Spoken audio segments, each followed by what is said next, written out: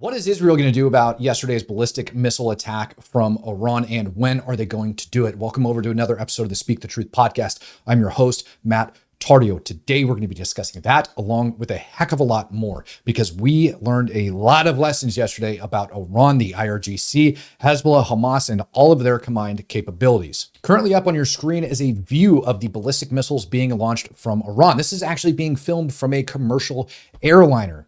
Now, typically, commercial airliners fly about 37-ish thousand feet, give or take, okay? But most of the time, they're up in the sky about that high. Now, look at the speed that those ballistic missiles are flying at. They're easily passing that commercial airliner, even at that elevated altitude. So Israel had only about 12 minutes from the time these ballistic missiles were launched until they ended up reaching Israeli territory. This morning, during a press briefing on Twitter, the IDF spokesperson ended up coming out and saying that the U.S. did, in fact, warn Israel ahead of time of the ballistic missiles being launched from Iran. But prior to Iran's ballistic missile launch, this POS went on a freaking shooting rampage over inside of Israel. Last figure I heard was that he killed 8 people and wounded scores more. Additionally, Hezbollah ended up launching a massive rocket barrage around the same time. It originated in Lebanon and ended up going all the way down into Israel.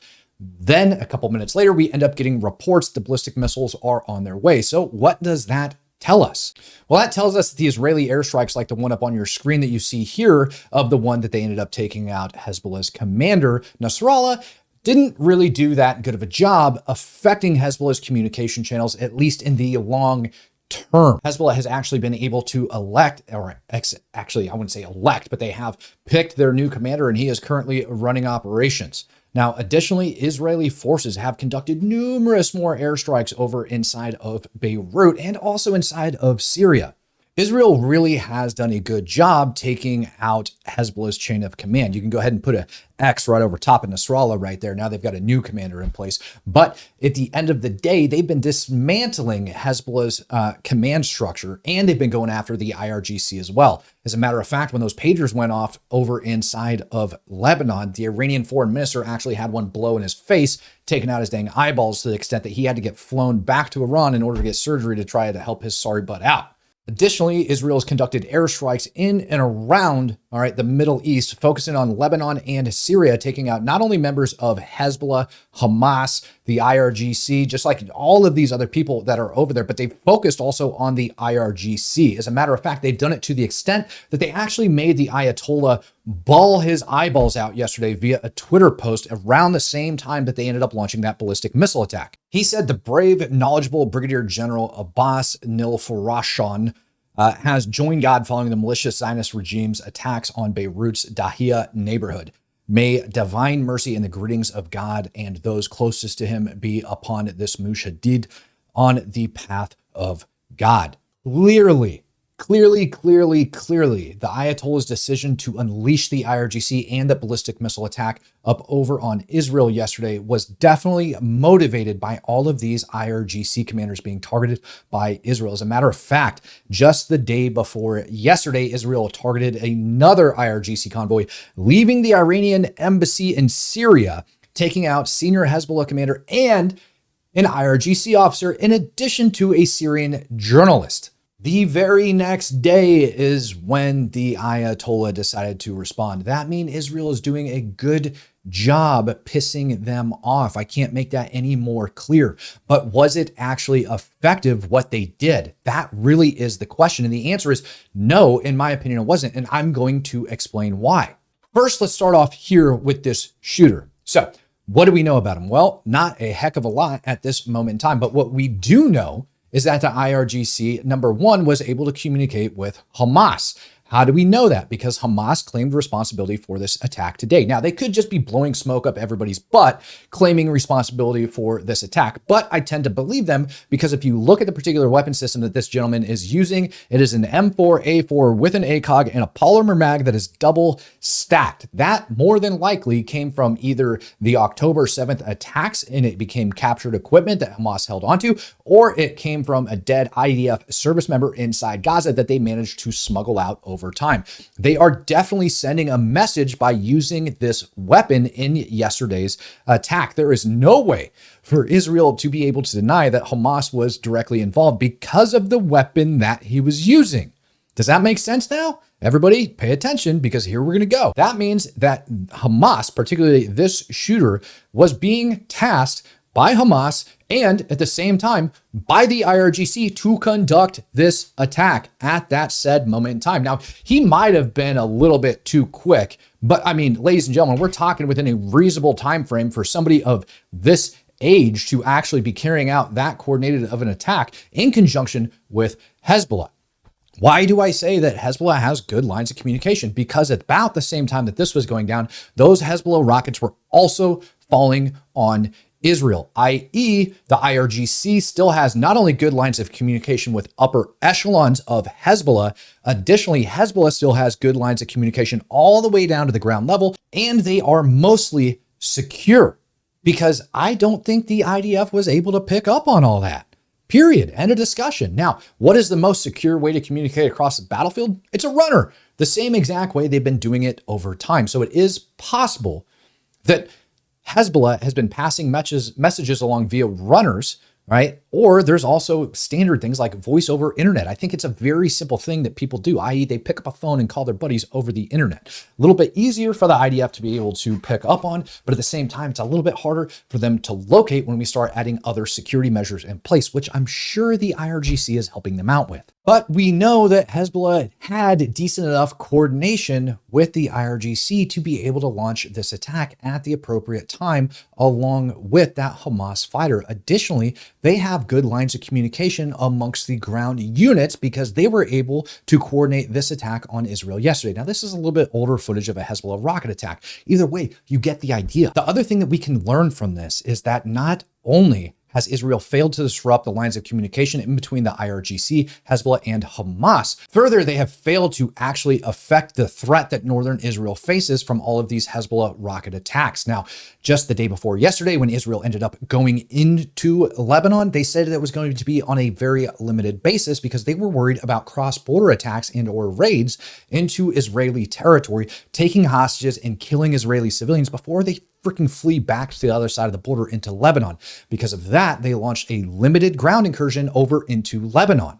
So what do I think the Israelis are going to do about it? Well, we're going to start in 3 different locations. We're going to talk about Israel, the West Bank. Then we're going to go up and start talking about Lebanon and Syria. And then finally, we're going to go visit up with Iran and or Iraq. So pay attention, ladies and gentlemen, because it's about to get real. I do believe that Israeli special forces and intelligence units are going to start going hard and heavy over inside of the West Bank to go after Hamas operatives and members of the IRGC and any other terror organization that are over there. I know they've been conducting operations in Jenin and several other areas throughout the West Bank. This is a famous attack where Israeli SAF, or I forget who exactly it was in this one, but look, they have that ability in order to do these style attacks. So I really do think that Israel is going to start focusing on those terror networks over there to start taking them out. So number 1, that's what they're going to be focusing on. I guarantee you right now, Israeli intelligence is tracking down that particular threat inside of both the West Bank and inside of Israel. That is more than likely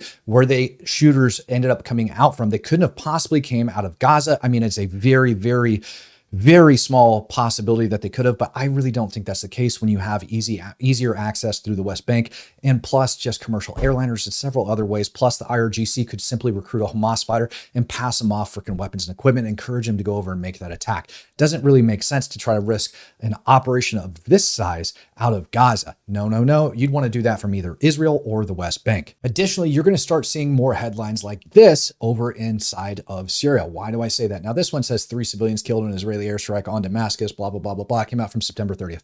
Look, at the end of the day, Israel is going to start going in hard and heavy into Syria, hunting down these IRGC commanders. They're going to be going after them hot and heavy. That means lots of airstrikes, and likely we're going to start seeing more cross-border raids like Israel did just the other day when they had gone into Syria in order to target a chemical processing facility. And also reported throughout that attack, through those raids, was that they ended up taking a couple different IRGC officers, EPW, or enemy prisoners of war, and they flew their butts back into Israel. I would not be surprised if we see more attacks like that taking place over inside of Syria. Now, when it comes to Lebanon, I expect those limited operations to actually turn into a little bit more long duration operations over inside of Lebanon. Now, here's why. Over the first day of Israeli operations inside Lebanon, there was no casualties reported. There was a couple different firefights and things like that across the front line.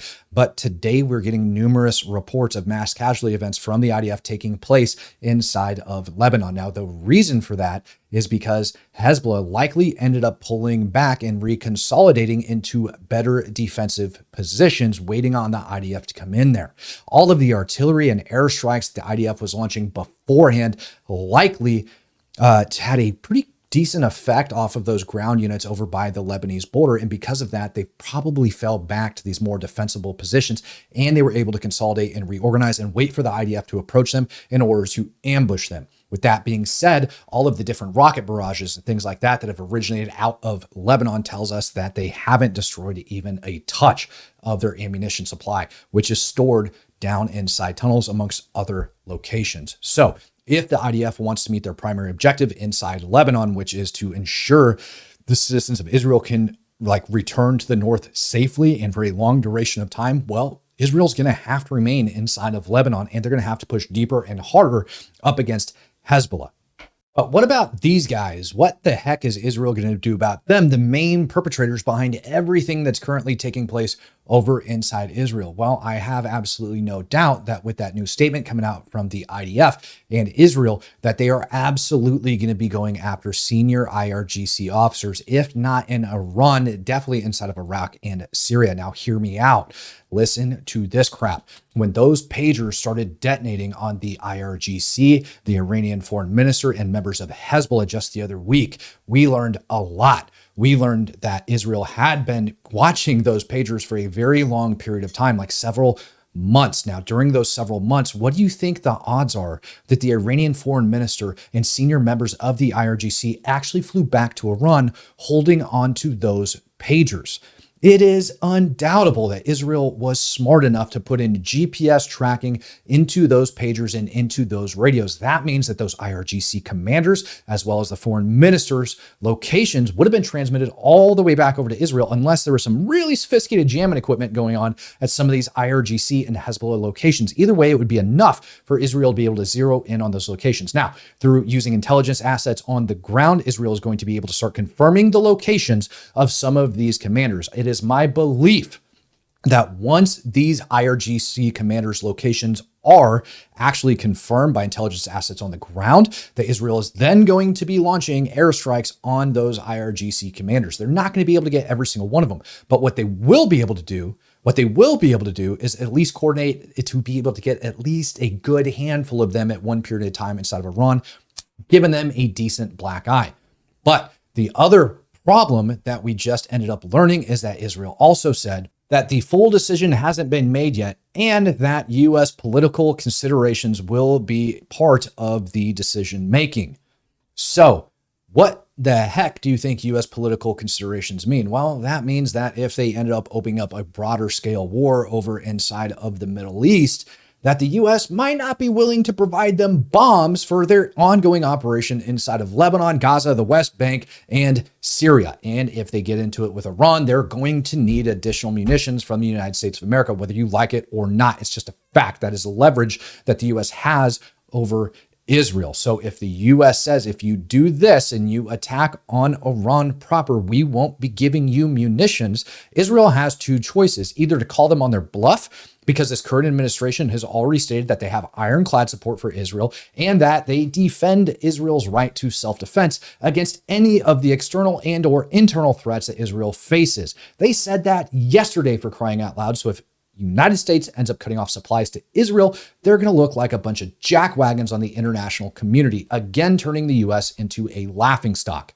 Unfortunately for the United States and the entire Middle Eastern region, I think Israel has pretty much lost all of their patience when it comes to United States politics. They've been calling for peace deals and hostage negotiations for ever since the start of this dang thing, if we're being perfectly honest. And even over on the White House website the other day, when information about Israel going into Lebanon was released, the White House ended up releasing a statement calling for peace between Lebanon and Israel. Our own White House doesn't even understand that Israel is going to war with Hezbollah because Hezbollah continues to attack Israel. How frustrating is that? In addition to the fact that the reports are coming out that U.S. officials actually leaked the information ahead of time to mainstream media, telegraphing that the IDF was about to launch an operation into Lebanon on ground. If any U.S. official had actually leaked information of the U.S. about to cross a border and go attack a freaking terrorist organization, they would be put up for treason. Israel cannot be satisfied with that. Absolutely not. So I think Israel's a little bit pissed off at the United States, and that gives them a very good reason to basically shove up the middle finger to the U.S. and be like, too bad, you're supposed to be behind me. I hope you enjoyed this episode of the Speak the Truth podcast. I'll see you guys later on tonight, 9 p.m. Central Standard Time. Make sure that you like, follow, and subscribe to this channel. Ladies and gentlemen, peace, love, happiness, God bless. I am out of here.